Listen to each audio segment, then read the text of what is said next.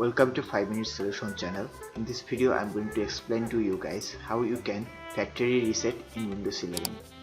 So for that you have to go to your Windows settings, and here you will have to go to Windows Update, and here you have to go to Advanced Settings options. You have to scroll down all the way, and here you will find recovery option. Click on that. Then you have to click on reset this PC.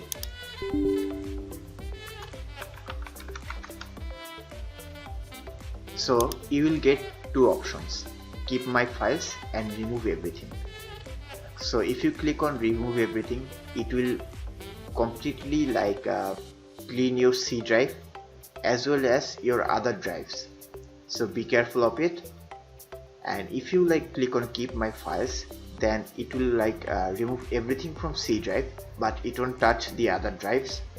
So any important program kept in desktop documents or the user profile folders, and all these settings will be deleted in keep my files option. So you can make a backup of those files in other drives, then click on keep my files. Or if you want to completely delete everything, then you can click on remove everything.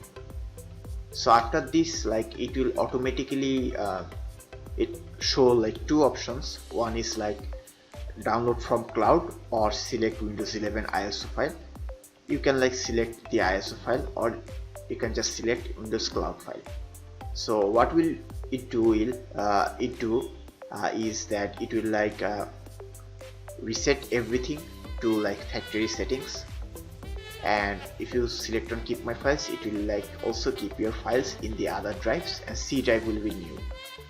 So that's how you basically factory reset in Windows 11. If you want more videos like this, then comment and subscribe, and also thank you very much for watching this video.